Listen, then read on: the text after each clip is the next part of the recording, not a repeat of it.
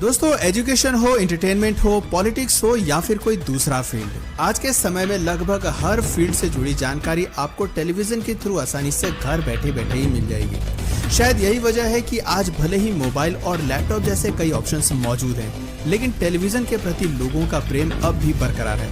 In fact आज भी अगर आप अपने घर के बड़े बुजुर्गों से पूछेंगे कि उनके एंटरटेनमेंट का सबसे अच्छा साधन क्या है, तो मैक्सिमम लोगों का जवाब होगा टेलीविजन। जी हाँ, टेलीविजन, जिसे हम टीवी भी कहते हैं। घर बैठे बड़ी स्क्रीन पर जो मजा फिल्म या सीरियल देखने में आता है, वो भला मोबाइल में कहाँ मिल सकता है। वैसे गौर करने पर आपको पता चलेगा कि आज के समय में टीवी लोगों के स्टेटस का एक सिंबल बन गया है। जो जितना अमीर है उसके पास उतना ही बड़ा और महंगा टीवी है। पर क्या आपने कभी ये जानने की कोशिश की कि जिस टीवी को आप अपने स्टेटस सिंबल की तरह या फिर एंटरटेनमेंट के लिए इस्तेमाल कर रहे हैं, उस टीवी का इन्वेंशन सबसे पहले किसने किया था? कौन था वो शख्स जिसने दुनिया का सबसे पहला टीवी बनाया था?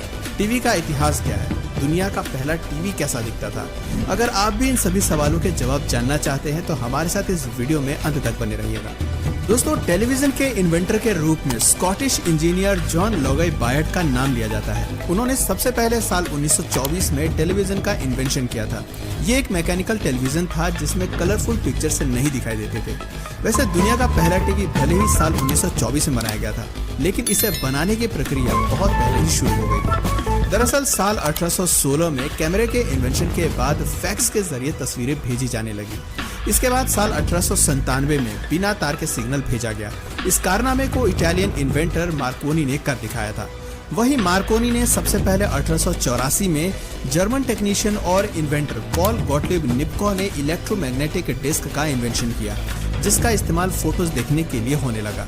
हालांकि इस समय के साथ धीरे धीरे इन सभी आविष्कारों में और सुधार हुए, जिसके बाद CRT यानी कि कैथोड रे ट्यूब टेक्नोलॉजी अस्तित्व में आई, जिसका इस्तेमाल बेहतर तरीके से फोटोज देखने और उनको मूव करने के लिए किया जाता था। दोस्तों, इन सभी आविष्कारों को मिलाकर या फिर हम कह सकते हैं कि इन सबसे प्रेरित होकर जॉन लोगी बायट ने एक ऐसी टेक्नोलॉजी तैयार की जिसकी मदद से तस्वीरों को ट्रांसमिट करके बेहतर ढंग से देखा जा सकता था। और अपने इसी टेक्नोलॉजी में और सुधार करके साल 1924 में जॉन ने टेलीविजन का इन्वेंशन किया। इनके द्वारा बनाया गया टेलीविजन एक मैकेनिकल टेलीविजन था, जिसमें जॉन ने पिक्चर्स को मूव करके दिखाया था। हालांकि इस टेलीविजन में दिखाए गए सभी पिक्चर्स धुंधले नजर आते थे। इसके अलावा इसमें और भी कई कमियां थी, जिस वजह से जॉन के टेलीविजन को लोगों के बीच कुछ खास पॉपुलैरिटी नहीं मिली। वैसे अपने इस आविष्कार का नाम खुद जॉन ने ही द टेलीविजन रखा था।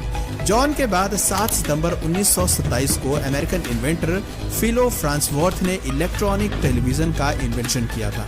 ये टेलीविजन मैकेनिकल टेलीविजन से थोड़ा अलग था, क्योंकि इसमें फिलो ने बहुत से नए फीचर्स को ऐड किया था। इसके साथ ही इनके टेलीविजन में पिक्चर ट्रांसमिशन करने की कैपेसिटी मैकेनिकल टेलीविजन के कंपैरिजन में ज्यादा थी।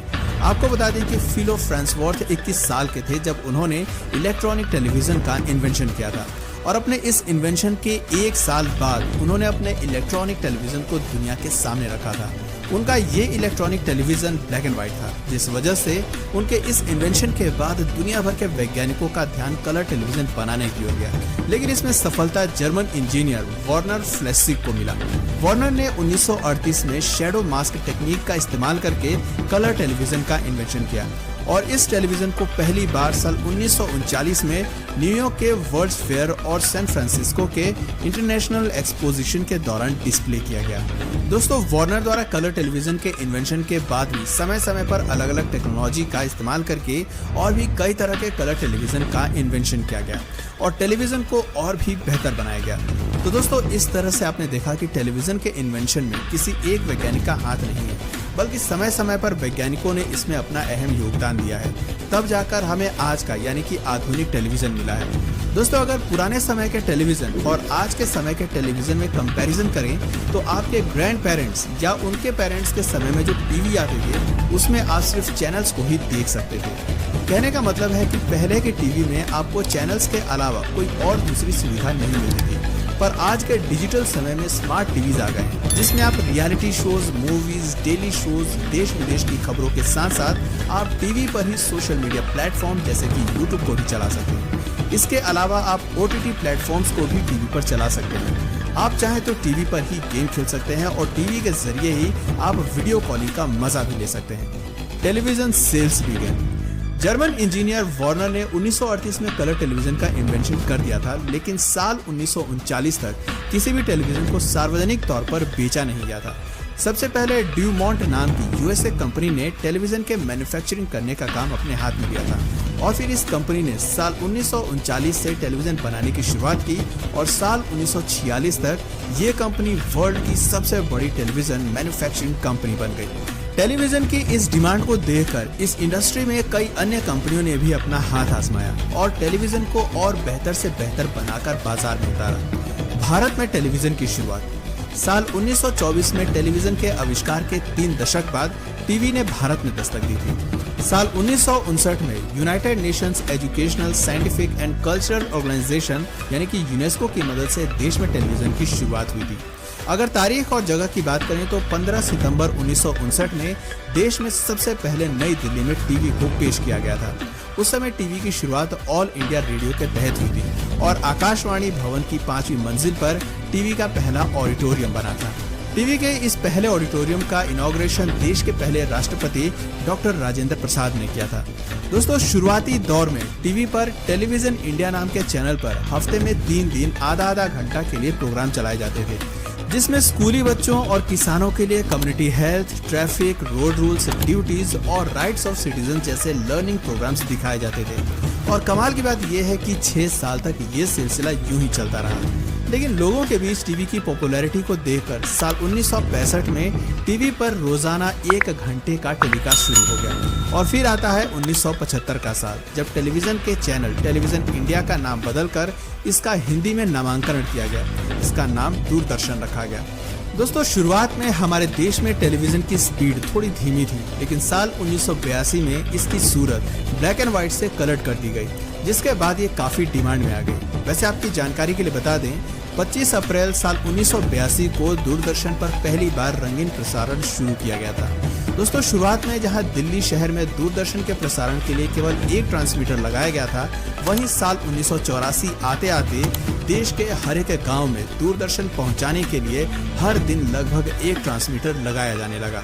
दोस्तों, भारत में टेलीविजन आने के बाद कई सालों तक सिर्फ दूरदर्शन ही एकमात्र चैनल था, लेकिन 26 जनवरी 1993 को टेलीविजन ने अपना विस्तार करते हुए अपना एक दूसरा चैनल भी लॉन्च किया, जिसका नाम मेट्रो चैनल था, जो बाद में आगे चलकर DD2 के नाम से फेमस हुआ।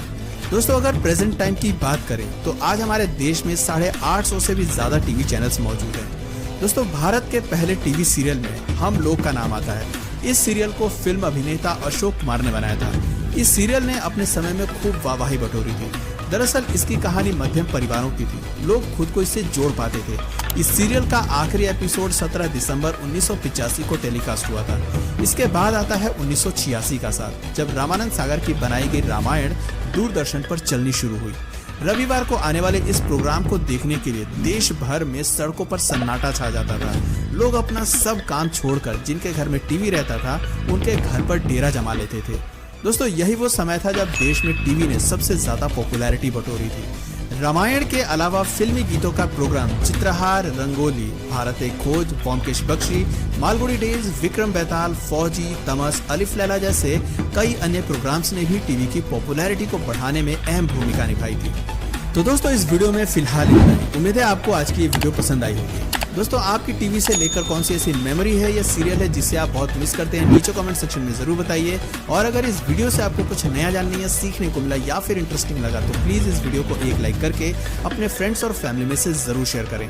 और अगर आप इस चैनल पर नए हैं तो प्लीज इस चैनल को सब्सक्राइब करके बेल नोटिफिकेशन आइकन को ऑन कर लीजिए, ताकि हमारे आने वाले वीडियोज आप मिस ना करें। मिलते हैं फिर किसी वीडियो में नए टॉपिक के साथ, तब तक के लिए नमस्कार।